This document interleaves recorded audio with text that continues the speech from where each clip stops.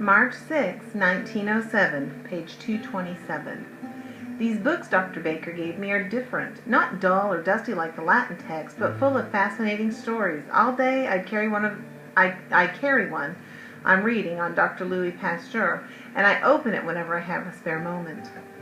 He was first to prove the germ theory.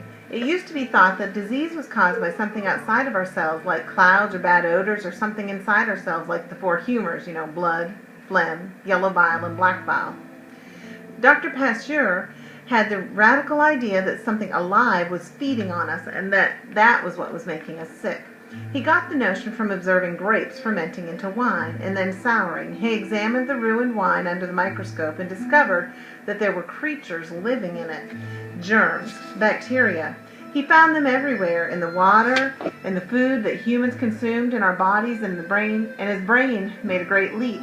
He connected these germs to the ones that were making people ill. I think of the lambs on Anushka's farm, these three sickly ones with runny eyes and sores in their mouths, and then I think of Dr. Pasteur, of the sheep he saved.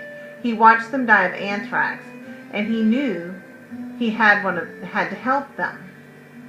Anthrax might be one of your vocabulary words, can't remember. He applied the germ theory to the sheep. He removed the anthrax germs from them, killed them, and injected the dead germs into healthy sheep, making their bodies accustomed to the disease, and so immune to it. It's a brilliant mind that can even think of such things as bacteria. Doing these experiments,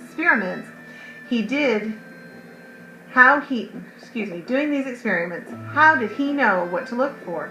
When he saw the wine, what made him think that there might be something alive in there? How did he make the connection between wine and anthrax?